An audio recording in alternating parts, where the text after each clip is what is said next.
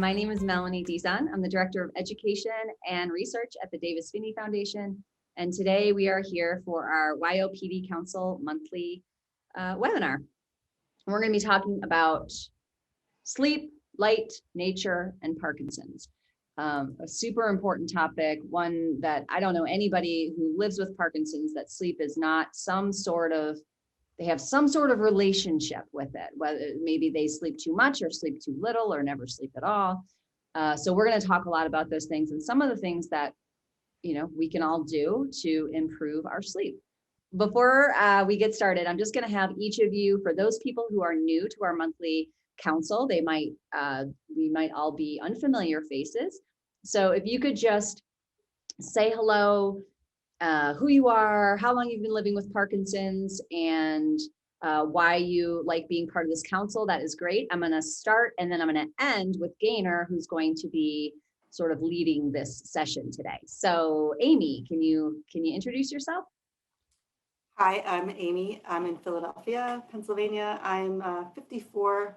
I was diagnosed 6 years ago at age 48. And I've been on the council, I guess, for a year. And these guys are kind of like, they're like my cyber besties at this point. It's really fun. Great, thanks. Heather. I'm trying not to get emotional because I just came from the WPC, and getting to see you all here today, all at once in one day, is a lot of good stuff. So thank you very much. And I love to see everybody's faces pop up. And thank you again for my necklace. Amy is very creative with her necklaces. I've had Parkinson's for approximately a decade. I think I've probably had it for 15 years, probably looking back, how you start to remember all the symptoms. But for 10 years, I'm Heather Kennedy. I live in the Bay Area, and I love to pop off about the non-motor symptoms of Parkinson's. That's my favorite thing to do. Thanks, Heather. Steve. You're muted, sorry. Hi, Steve Hovey. I live in Saratoga Springs, New York. I am 64 and I was diagnosed with Parkinson's at 50, so about 14 years ago. I think the reason that I love being on this council is I think the only way we learn is, I think we learn best by sharing experiences. And I think that's what we all get as colleagues, with this council and what we're hearing back from the people that join in. Great, thanks. Kevin. Hi, everyone. I'm Kevin. I'm the refugee that lives between Boulder, Colorado, and Ann Arbor, Michigan, where I'm dialing in from right now. I've had Parkinson's now for almost 12 years. I was diagnosed at age 48. And for me, one of the biggest things which I like about this particular council is the unscripted, unfiltered, unadulterated, sort of kitchen confidential version of how we talk about our disease. I think I learned so much from all of you. And I also, frankly, feel like just the candid conversation allows us to go into places that oftentimes when we attend sort of sanitized seminars, we don't go as deep. So you guys mean a lot to me in terms of, I like Amy's term, cyber bestie. Great, thanks. Okay, Gaynor. I'm Gaynor. I was diagnosed 8 years ago, and I love the whole idea of being cyber besties. It's definitely, that's the t-shirt phrase of the day, surely. And unscripted. Oh God, yes. And so and that's definitely going to be a case in point, I think, with this one. And I'm quite sleepy myself at the moment. I'm a bit, when you get a little bit jittery because you are properly sleep deprived. I think I'm going through that at the moment. So it could be an observational lesson for us all as well. Let's see how it goes. If I drop off, I have actually I haven't fallen asleep in a webinar before. I have fallen asleep on the screen. That'd be amazing. I know. Whereas the audience, of course, we make allowances for that. So what should we do first? I think one of my presenting symptoms, and I think it's very common as a presenting symptom, is insomnia. Should we start with that? Maybe. I think probably 5 years prior to diagnosis, I was suffering with insomnia, and as you do, you put it down to stress. And it's not until you get diagnosed and you read other symptoms and you go, aha, that's what that was then. Anyone else like to chip in on the first time they became aware? Was it a reason to get them to the doctor in the first place? Kevin. Yeah, I could tell you that my dealings with sleep problems have evolved over the period of time, even pre-diagnosed Parkinson's. You know, I was one of those individuals that actually didn't need much sleep when I was younger. I was one of those really annoying night owls that could stay up and watch David Letterman and be up at 5, 6 in the morning and going to classes. And that was the story of pretty much my early days, just functioning on 3 to 4 hours of sleep and no problem. But I found that it's something has changed over time.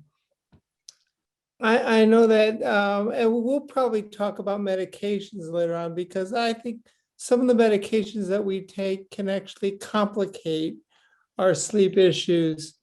But I have gone from not needing sleep to always needing sleep, always feeling tired, and that there's a real spectrum of change that happened during that period of time.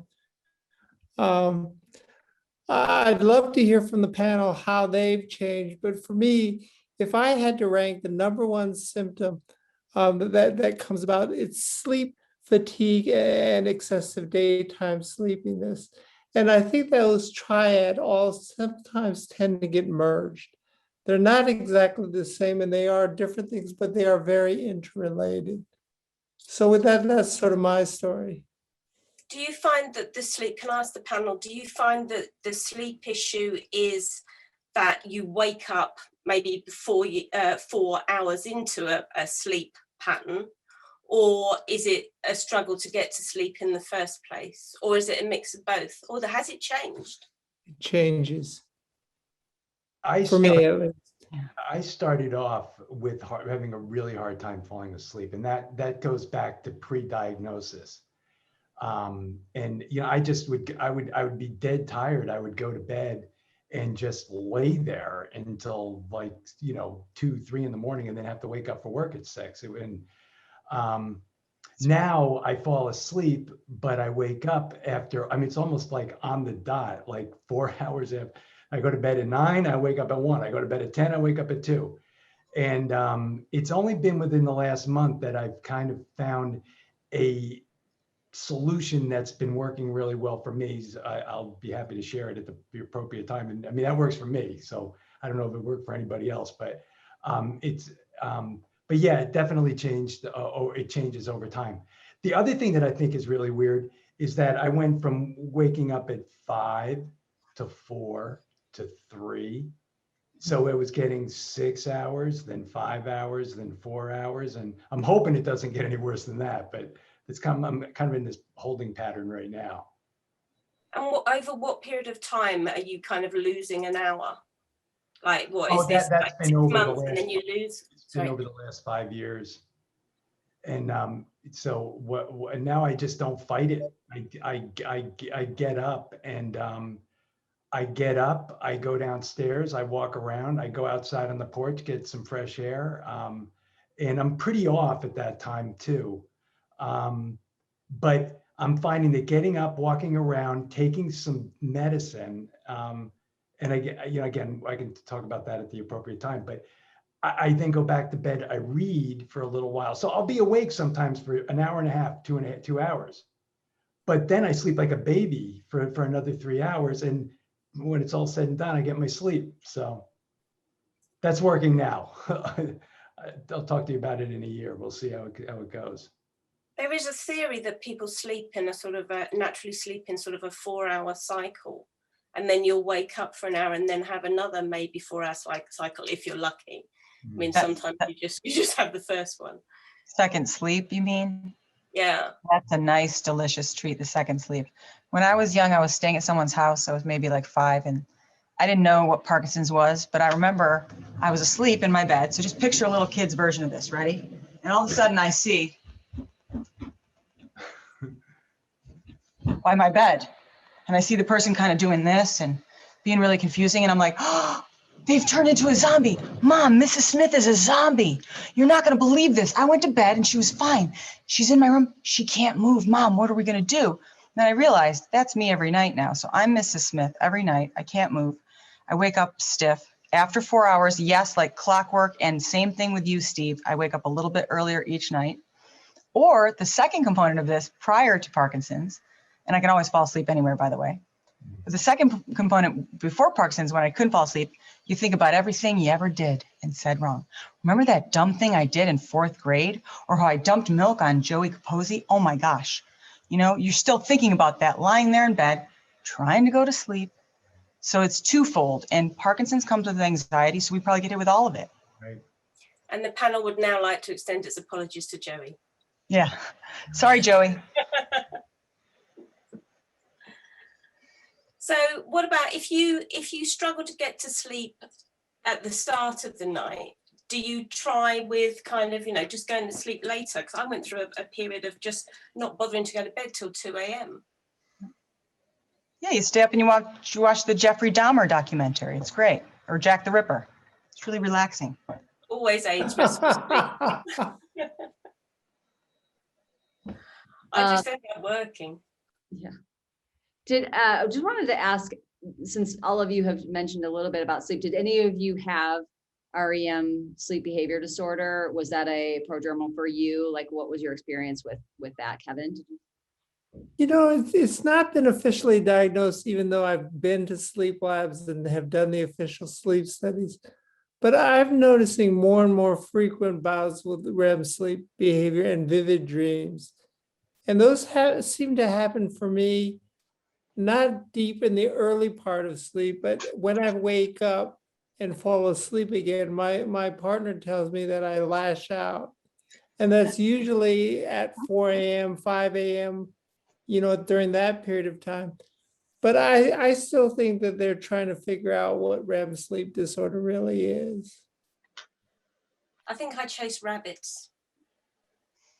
It's like the dog, you know, when they go, I do that in my sleep, which I think is part of the REM thing.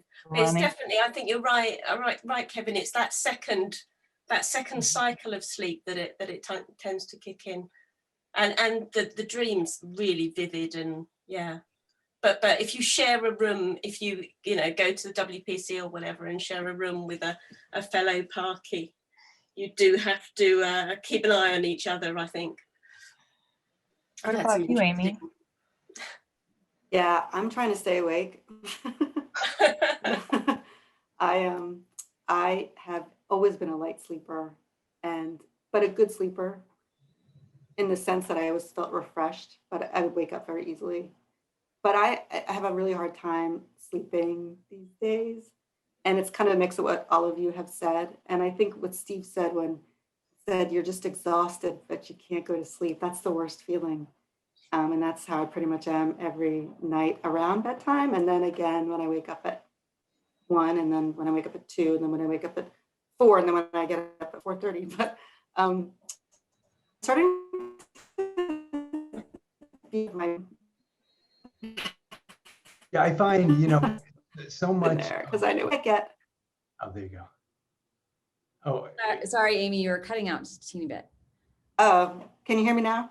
Yeah, try again, Amy. I would say that I get a really good night's sleep about every 4th or 5th night, and I'm really grateful for that. And when it comes to vivid dreams, I have a very unusual experience, and that is that I am dreaming more vivid, and they are always a full-length movie that features Robert De Niro, like in my head, a new one. I wish I could remember them because they're really great screenplays. And that's just weird, but it's been fun, kind of. How fantastic if you go to the movies. Robert De Niro tonight. Yeah. Robert De Niro's waiting, talking Italian. Remember that song? Heather, I love that song. Sound just like him. So good. How fantastic if you go to the cinema, see a Robert De Niro film, go, I've seen this one. I was You in didn't, it. you didn't pick the one where he's in Brazil, right, with the ducks? Are your ducks in need of replacing? Where he comes in, a man in and out, man alone.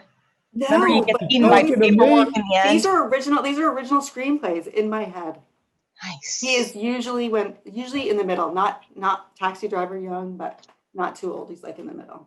One of our guests wants to know if it's the young Robert De Niro or the old Robert De Niro.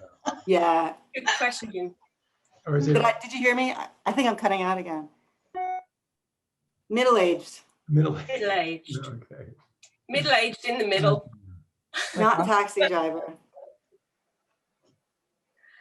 Kevin, oh, sorry, Steve, were you going to say something? Well, yeah, yeah, when Amy cut out, I was just gonna say that it's the unfortunate thing is like, we're kind of like making light of it, but it is so, I mean, like, it drives your day, you know. With Parkinson's, if you have a bad sleep, your day is shot, you know.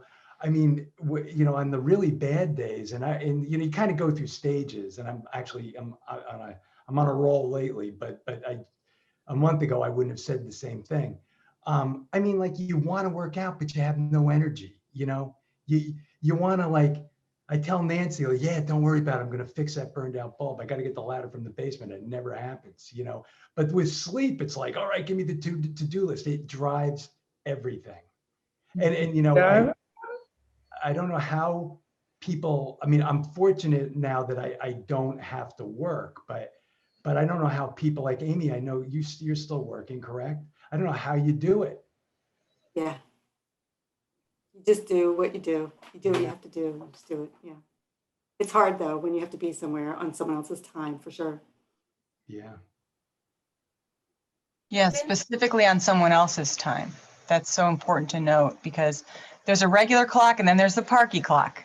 My friends are always like, oh, I didn't know you were going by Parky time this time, Heather. I'm like, yeah, it's always Parky time.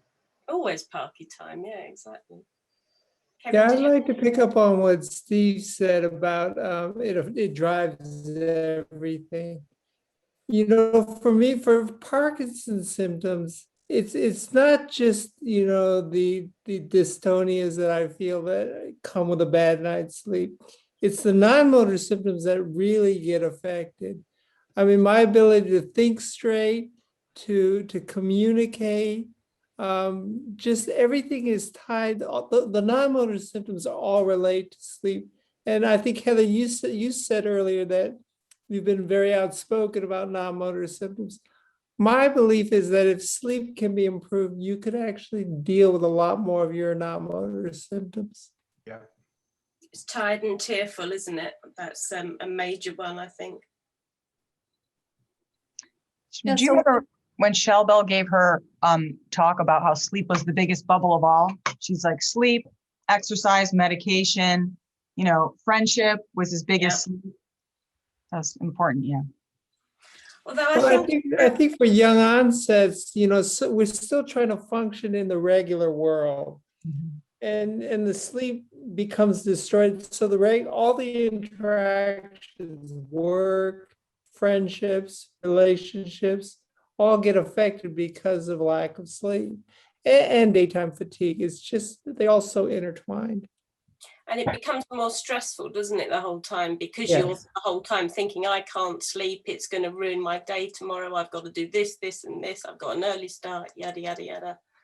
And then you And don't, of course, don't sleep as well. Exactly. Then you're on that downward spiral, aren't you? Although I started to use it, or try to use it, the other way, and I just came to the theory after so many years of insomnia that I was going for a meeting and I am too tired, physically too tired to be stressed. And once I'd kind of put that mindset, I think it helped. But I do that too, Gainer. Yeah, I do that too. Yeah. I reach a point after which it kind of like, you're kind of just buoyed by your fatigue. Yeah, exactly. Yeah. You don't have the energy to worry about it anymore. Yeah. So it's just go with the flow, really. I also find that even just little micro naps really help a lot. And I have 2 couches in my office at work. I can choose which one. One's little, one's long, but just, you know, 5-10 minutes on that thing, and the day gets immediately better. Yeah. And not Our everybody. presidents have done that, right? Yeah, and Mrs. Thatcher used to do it apparently. I Mhm. don't know if that was good or bad. I'm not entirely sure whether that served as well. Steve, I wanted to talk a little bit when you had said that, you know, you don't want to exercise, and it's obviously it's like catch 22. You exercise, you actually sleep better. So, or potentially, right? Some depending on when you exercise, some people are very sensitive to if they exercise at night, there's no way they can sleep. And some people, it's too hard for them to get up in the morning. So it's very variable. But Steve, is there anything that you've been doing or trying that will, like, you're tired, yes, but you still go out there and exercise? Yeah, you know, it really, I was having a really bad time sleeping, pretty much this winter and into the spring. And I was letting myself make like, well, you know, I've got to get this done. You know, I had some, you know, obligations that I needed to get done. So I'm too tired to eat. It's either that or work out. The other thing that's a reality is when I can't sleep, and I'm sure the rest of you guys can relate to this. You can't sleep, your symptoms are worse. So and it's sometimes like, you know, you go to the gym and there's like a bunch of people around, and you know, normally they see you okay, and you're like walking around like a mummy. It's embarrassing. So I've got to admit that comes into play too. I don't think I've got the energy to work out, but it's really kind of embarrassing when you're so off, you know. But you know, even before I got on this better sleep pattern, you know, which is great for me, you know, it's still, you know, certainly not what my wife is able to pull off.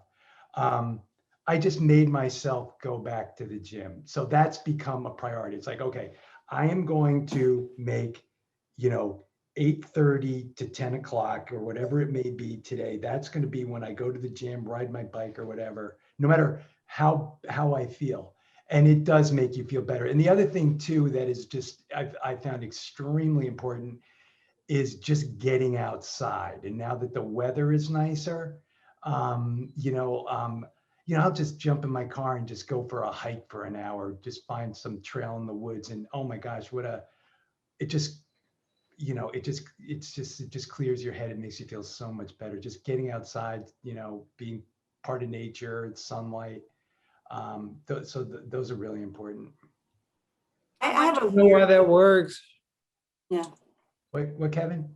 You know why that works, don't you, biologically? Tell me. Well, what happens is you have a gland in the brain, the pineal gland, and exposure to sunlight actually produces melatonin, which some of us take supplementally, and that helps to normalize the time of days when you should be sleeping or not. So that's what they tell you when you travel internationally for jet lag, is to get outside and take a walk and reset your clock.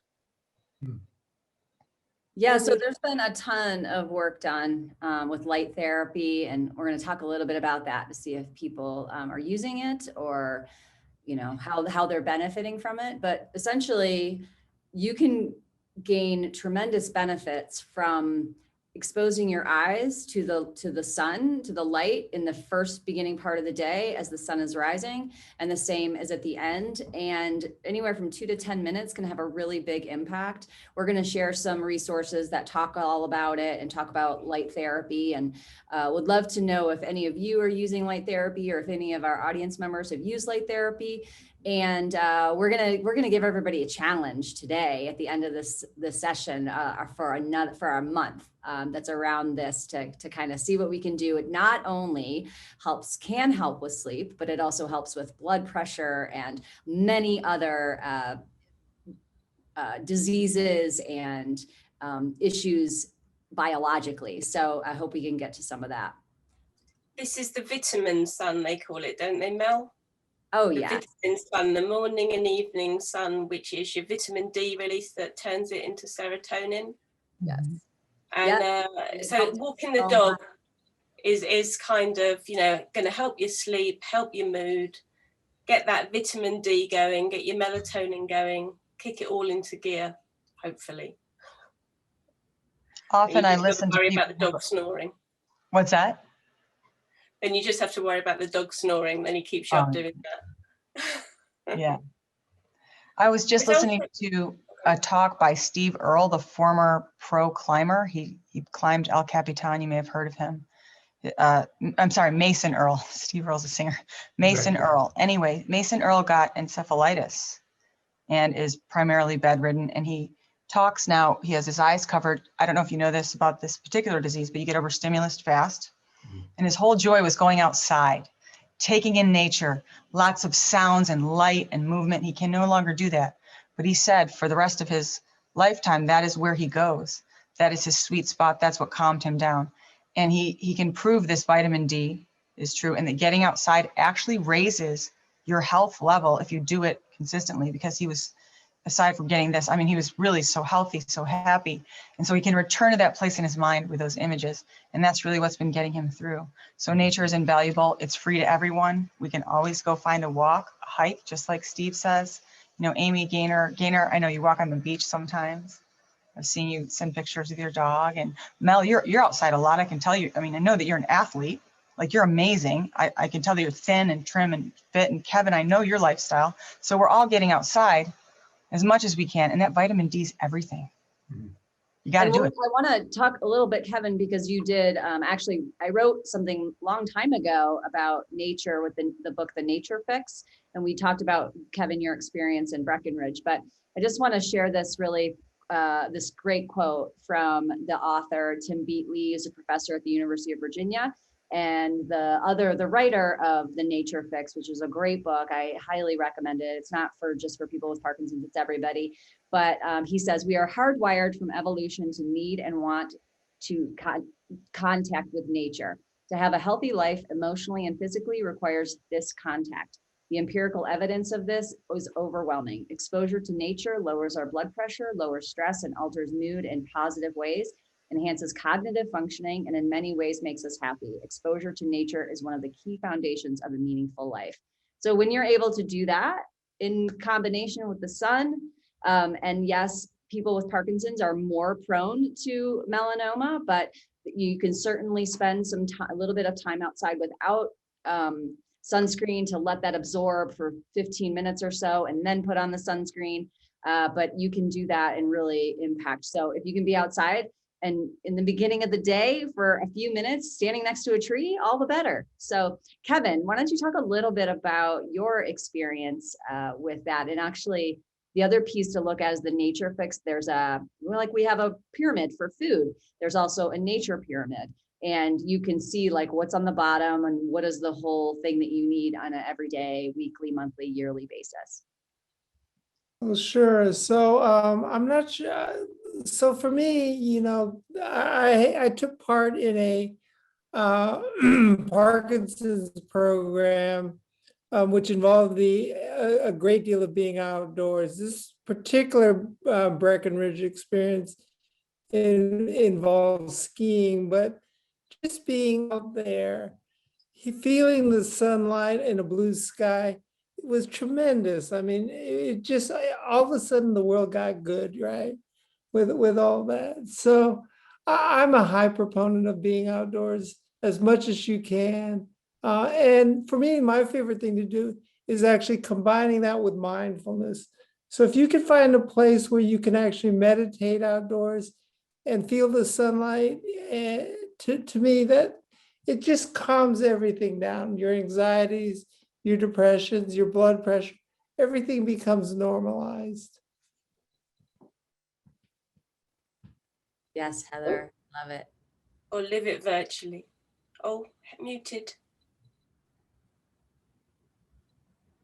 Just showing the nature is always right there for us. It's always outside the window. There's always a tree that you can talk to. They'll be your friend. No, I'm just And you kidding. But can't- seriously, it is like the standing people. That's what the Native Americans used to say. So there's a lot of energy there, like fungus among us, you know? And you can't see too many sunsets, can you? I have one of those the lights that you plug in for I mostly use it over the winter, but it's phenomenal. Turn that thing on in the morning. there's a company that you guys can check out for those online that don't know about it. It's called Juve. They have a bunch of those lights that you can check out. Lots of people do. Amazon has it, but Juve is a really interesting light therapy tool. How often do you use it, Amy? I don't have that particular brand, but I use it every morning to wake myself up and give myself some energy, and it really, really works for me.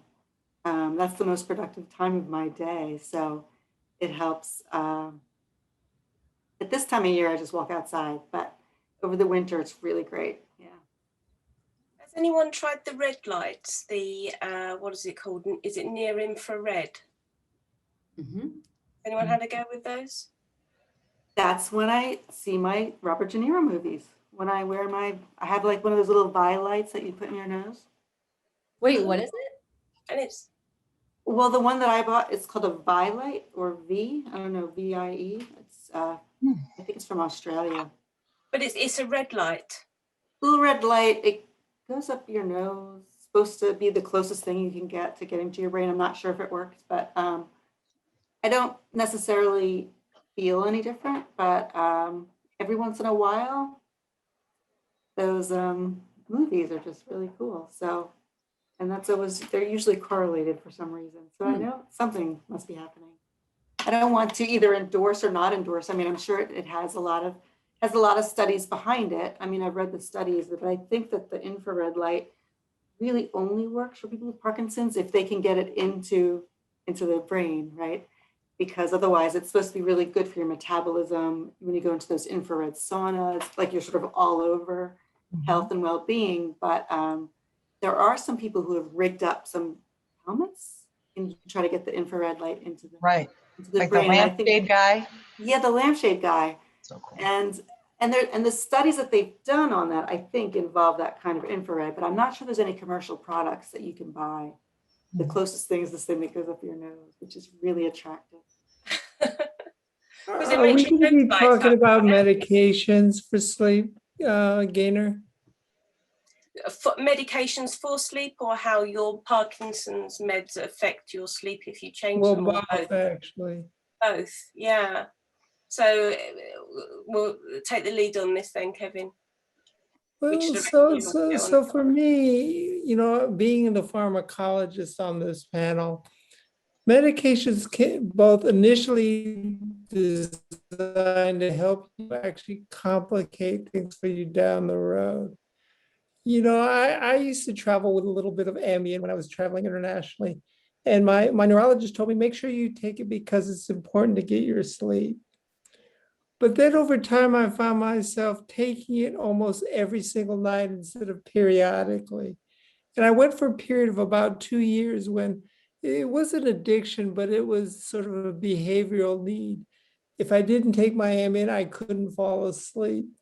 And then what I would find out is that I was not sleeping with high quality. And so then I'd wake up tired. And so then I would be taking Ritalin to boost yourself during the day. Or I'm always with my caffeine, right? You should And so always I'm sleep with curious high if others quality, Kevin. What's that? You should always sleep with high quality, Kevin. You should, but As you do. what happens is it changes, with the introduction of pharmacology, right? And then as I was taking other medications like Mirapex, I would ruminate all night long. And so this became what was useful, became this vicious cycle. And I can actually honestly say that I was addicted to drugs in that point in time. Wow. And the same neurologist said, take them, you need your sleep. Now wouldn't refill my prescriptions for it. And so what was interesting for me is that I've gone to sort of more of a homeopathic version of using different things like melatonin, CBD, THC, hot showers, meditation, and other things. It's funny, now I sleep 7-8 hours a night. Now I still wake up tired, and that's the issue for me now. But I'm curious if that's evolved for you all as well. Is that partly because of DBS, do you think, Kevin? Because I'm noticing more sleep with me already. DBS definitely improved my sleep. Have others tried medication for sleep? I've tried, well, trazodone for a while, and then my movement disorder doc said, why are you taking that? And I said, well, because my general practitioner told me it would help. And he said, he goes, I really don't think you need it. Stop taking it. I'd stopped taking it, and it was, I think you're right, Kevin. I think you almost become like psychologically addicted to this stuff, because first couple nights I was like, oh my gosh, I'm never going to fall asleep. And then within a couple of days, I just, I didn't need it. Then of course I have some nephews out in Colorado where THC is legal. And of course they supplied me with all kinds of miracle sleeping agents. And I tried that, and again, in the beginning, I thought like, oh wow, this is great, and then it didn't work. I mean, but that's for me. I know other people swear by it, so I figured the CBD, the THC oils. I mean, the powders, and I tried them. They didn't work, so I'm not even going to continue with that. So really, what I'm doing now is just more behavioral.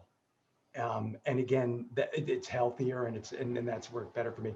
But I will say this, with it, I do, and I don't know if this is like medically proven to be, but I actually did a little bit of research, and they said that Cinemet really doesn't help promote sleep. But what I find is when I wake up and I need medicine, I'm like jumping out of my skin, right? I take the Cinemet and the Rytary, a lesser dose, and it calms me, and I'm able to fall back. And that's what I've been doing lately, between that, the walking around, reading a little bit. So that has worked well for me. So it's sleep hygiene, and then just a kind of a low dose that works for you. It's knowing your own body and your own meds, Right. isn't it, as well? Right. Yeah. So And I Kevin, think, sorry, Steve, are you oh, I'm taking, sorry. are you taking your medicine, your Cinemet and your Rytary, when you like initially wake up in the middle of the night before you go downstairs and walk around and do all of that kind of stuff? Exactly. Yeah. Okay. So I take my evening dose. I don't take any extended release. When I wake up, I take it. But I just think, my parting comment is just that it's so important. Sleep, I've come to understand, as now I'm into my 15th year diagnosed, and my sleep problems started before that I've come to the realization that, like I said before, it drives your day. It drives your energy level. It drives your cognitive function. I just think that I think that people just say, I can't sleep, and they're tired all the time. And you really need to try to find that solution that works for you. Has anybody tried ASMR? It's autonomous sensory meridian response. And there's these whispers, they tell you sleep stories. I'm going to get myself in trouble here because they use this particular technology for other things that we won't go into here on our show today. But there is a podcast of this for just sleeping, where it's mimicking the sounds you'd hear in the womb. Mm. It's very calming. It's just like a slight rustle of a microphone or a paper, or someone whispering very slowly, very softly. And for some people, it works. They get some squishy headphones. They're Yeah. out like a light.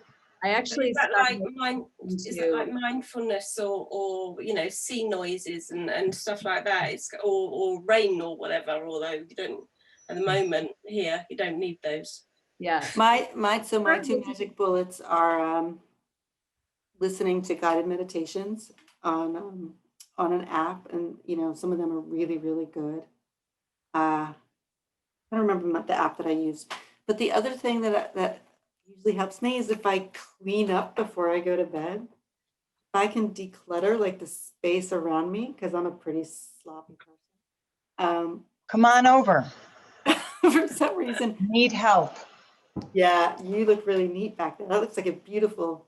See, mine would be just piles and piles of stuff. But there you go. I find when I clean up a little bit before I go to bed that somehow it declutters my mind as well. But you haven't got that nagging happening all night that I've got to Yeah. do this when I get up. Yeah, Amy, just do you still set an alarm because you still have to I operate haven't set an alarm in 20 years. Mm-mm. because you don't need it, or anyway, or your anti-alarms? I'm just up. Yeah. Just up. I mean, I was always a light sleeper, right? So even when yeah, you didn't really need it. sleep problems, when the sun came up, I would wake up. Yeah. It's just the whole idea of having a clock in the bedroom is so negative, isn't it? You clock watch and you're almost dreading the alarm and waiting for it to go off. So I think throwing that out is a a very good thing to do. One of the podcasts that I listen to is called Sleep With Me, and it's very similar, but it's just this person that is in a monotone voice for like 3 hours, and he talks nonsense, and none of it makes sense. That's awesome. What's that called? Called Sleep With Me. And I haven't slept since I was born, pretty much. So this has just been a constant problem for me. But I have restless legs, I have terrible cramping, I've got all this crazy stuff, but this one will quiet my mind.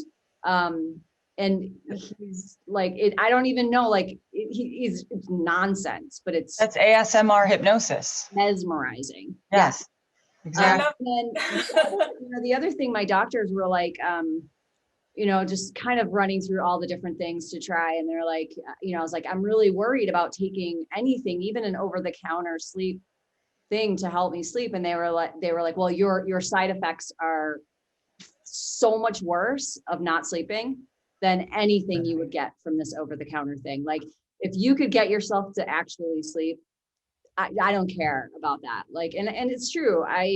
If somebody says, you're going to lose a couple of years off your life, I'm like, I don't care if I can sleep. But the only thing that's really, that's really helped me is I found this one CBD product that I tried probably 100, and I tried other things, and it is literally the only thing that's ever helped me sleep. And I think you may have just touched on some of the questions that I saw when I first popped into the chat too.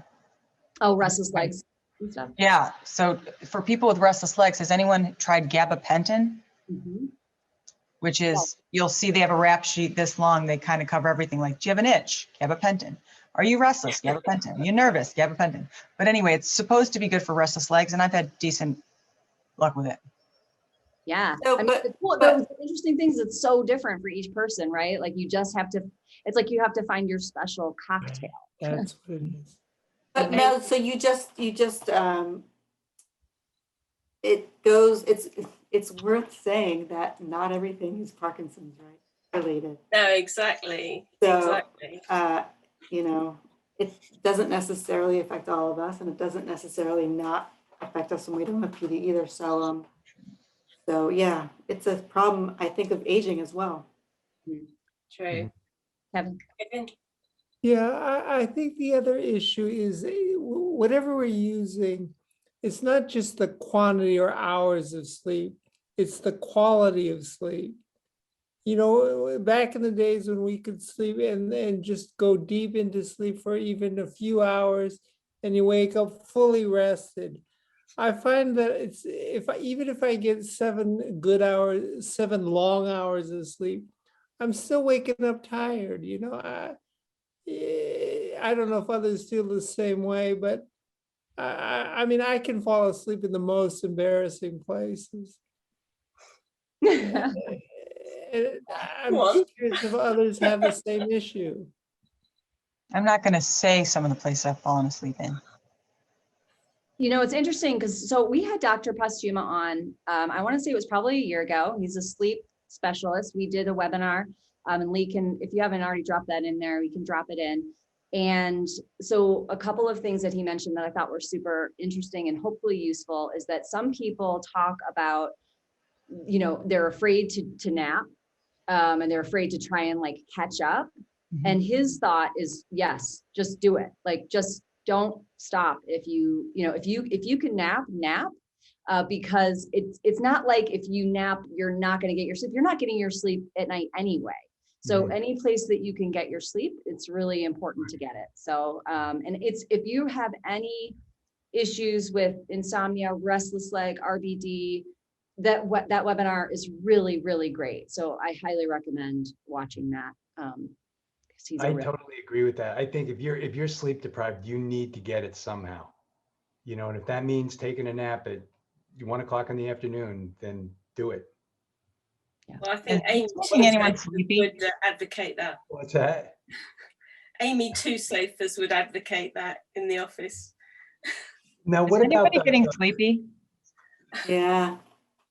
So the other thing that I would like to mention that is possibly unhelpful for some, hopefully helpful for some, is to change. I sleep fine. How do you sleep? I sleep fine. I'm an okay sleeper. I'm because sleeping. We really do, like, we confirm and reconfirm and tell everybody that we don't sleep, and we just constantly, we don't sleep, and then we don't sleep. I'm not saying that, like, just say it and it will come, but there is a powerful, there is something powerful in saying, I'm a fine sleeper, Make it. I'm able to sleep. Change your script. Yeah. It does. It is very Well, powerful. Yeah. But it is sort of weird. Like, somebody says, how did you sleep? And even if I sleep terrible, which is, I'm just like, it was great. And it really has changed things. So it's a try. Again, not going to help for everybody, but it might help some people. Heather. And how many couples have had partners who've said, can we get a separate bedroom, please? I just like the idea of the monotone bloke, and the product's called Me Sleep too. With Me. It's a podcast. Like, well, it's just the idea of the dull man with this monotone voice. Can I and this explain kid something to Sleep With you? Me. That's a fantastic idea. War and Peace, 100 Years of Solitude. That'll get you. So what Or about if you can't sleep, you can always call Gaynor, because she's gonna be awake. yeah, exactly. The other Well, time I'm hours. usually awake. Not only 7 or 8 hours ahead of you, but she's also Not sleeping. not sleeping. It's pretty great. She's always there for us. available, always at service. So what about the other side of that, which is like the sudden onset of sleepiness? I mean, has anyone been caught out and felt themselves going in the car? That's the really scary thing. If you worry about that. It's interesting, Yeah, as a passenger in a car, I'm always asleep. Same as in a plane, almost instantly I'll fall asleep. On a When plane? you're driving, on a plane, I those are my best sleeping hours. I'm so jealous. But there's something about that falling asleep. I mean, my kids used to laugh that I could be watching the most exciting adventure movie and I'm snoring in the corner, right? You're just resting your eyes, Dad. You're just resting your eyes. But is Robert De Niro in it? Definitely not. That's the key. That's the key question. Does anybody from watching have any questions about the things that we've talked about? They're all sleeping. They're sleeping. I think we're Don't going to wake sleep. them up. Shh. Don't wake them up. You're getting very sleepy. I used to have a 5 o'clock sleepy time, which applied wherever I was in the world. So if I went over to the States, it would still be, no jet lag or anything, irrelevant of what jet lag did. 5 o'clock was sleepy time. 5 p.m. this is, not a.m. And it's just, you end up, it's like being a baby sometimes, isn't it? Oh, leave her alone, she's having a nap. It's a nap time. Toddler time. That's a great question. Does anybody have any experience around the connection between sleep disturbances and depression? Has anybody found that their actual, their depression also increases as their sleep decreases, or as their vivid dreams or anything like that is happening? Heather? It ruins everything. I mean, your gut goes offline, so your meds aren't hitting, whatever meds may be. You don't feel like doing much, so you have that slight apathy or that you're dragging knuckles feeling. You feel like there's somebody hanging on each of your, appendages and on your back and just kind of weighing you down. And everybody else is like, come on, come play, woo. And the more you're around them, the more tired you get, and you're just kind of like overwhelmed and overstimulated. And I think what happens is that you get really bummed out because it's isolating to be up all night alone. Nighttime is when all the dark, deep, dark thoughts come too. So we spend more time in the underworld like Persephone. And we need to go up on, Hades, leave me alone, kick Hades down a little bit. I want to spend some time in the sunshine again. Heather, I think you did online, was it a Facebook thing where you were pretending to be Parkinson's waking you up all night? Yes, I was like, hey, That how you was doing? fabulous. Yeah. It's on YouTube under Kathleen Katie's YouTube. Thank you very much for saying that. That was fun to me. We'll have it in 1 second. Just wait. Yeah, that was awesome. All right. I can't. There's also something about being uncomfortable, isn't there? So whether you've got restless leg or whether you can't turn in bed, it's how to get yourself in that comfortable position so that you've even got a fighting chance of going to sleep. Mhm. Does anyone there was I think it was in Portland, there were these sheets for sale, which was I don't know the brand make, so I won't endorse the product anyway, but it's like it had a silk central bit and then normal sheet round the edge. If you have the whole thing in silk, obviously you can just fly off. Yeah, it's like a satin internal thing. You can Yeah. So I mean, ideally, if you wear those with satin pajamas, that's going to help. Woo! Yes. I don't get out much anymore. Well, I have to actually, say, I don't really know anybody who sleeps well after a certain age. And so, do you? My sleep's improved since I've gone on Cinemet. I was on the agonist before, and I think the Cinemet has actually helped. right. Well, I just read that the agonist actually can work against you when it comes to sleep. But yeah, I agree, Gaynor. Taking that Cinemet at night has really helped me a lot. But you joke about the satin sheets and the satin and silk pajamas, but I've heard that is actually can be helpful for folks that have a hard time turning. People that have a hard time turning when they go to bed. Yeah, I'm joking. It doesn't mean I don't believe in it. Okay. That's definitely a problem for me. Sometimes I feel like I can't turn around. Someone gave me a gravity blanket. I thought I was dead. Yeah. Those heavy ones. Oh, I have God. one. Nightmare for Parky. Has anyone here tried to use a gravity blanket? They're scary. I use it every night. I can't They scare me. Heaven. Can't move. Well, I guess that's because you've gone off in the morning anyway, so you can't. It just feels like extra weight. Yeah. Mm-hmm. So it's just more constricting for us, maybe. Mm-hmm. Whereas Mel, it's probably a comfort, is it? Yes. Yeah. So what's everybody doing for fun? Satin pajamas and silk sheets. Awesome. I think sleep is fun. I just want more of it. Seriously, I want more sleep in my life. Maybe we should have a sleep retreat. A sleepover, the ultimate sleepover in Barcelona. For a bunch Kevin of and I are Parkinson's doing a people, sleep there study. won't be much sleep. They'll be partying in Barcelona. Yeah, you have to sleep at some point. Kevin, are we allowed to talk about our sleep study a little bit? You can chat a little bit about it, sure. I won't give the details. It's just being monitored about how DBS affects sleep. And so it's something that's, they're trying to discern whether it's actually making me sleepier because I have the device or because I'm still recovering from the surgery or how that sort of works specifically. I was also tested, my autoimmune system was tested against DBS as well. So I've done 2 studies since having DBS that I've started the second one now. And I can't wait to go to the sleep thing where they put all those things all over you. What do you call those? Electrodes on your head? Electrodes, yeah. So is it part of a clinical trial or is this a different study? Yes, clinical trial. Has anybody done that before? Yes. Yeah, I think it's really worthwhile to get a sleep assessment if you haven't done it. Yeah, I was amazed. I actually slept. I thought when they wired me up, I'm like, forget it. I'm never gonna fall asleep.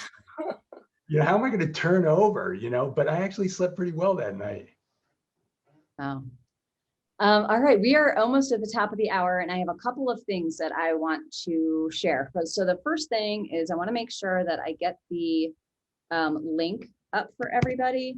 So let's see, panelists and attendees. So if you have a moment after this session, to click that link and then share some topic ideas that you have or any feedback you have about the council. And then the other thing is we talked about a challenge that we would love to have everybody do over the next month, and then come back next month and report and see how it went. So here's the challenge: to use sunlight to boost your sleep quality. Dr. Andrew Huberman, we've given a lot of links from him. He's an amazing sleep guy and light therapy. He suggests exposing your eyes to natural light early in the day. Even just 2 to 10 minutes of sunlight can ensure photons get through, even if there is cloud cover. Seeking out the sun in the evening is important as well. If you expose your eyes to the sun when it is setting, it will set the appropriate timing of secretion of the hormone cortisol, which will make you alert at the right times during the day. So spend 2 to 10 minutes, again, exposing your eyes to the sun as it is setting. If you're unable to do that for whatever reason, you could also do, try 5 to 10 minutes outside in nature, on the grass, next to a tree with a friend. Try to get some of that vitamin D without sunscreen, and then put sunscreen on if you're going to be out longer for sure, but you want to have some of that be able to absorb. So that is your challenge. If you do it every day, and then see what happens, experiment with other things, but let us know how it goes for sure. Anybody else want to share a couple of quick, fast tips to that people can try out for this month? Exercise. Exercise. Yeah. Yes. Good time to do it outside.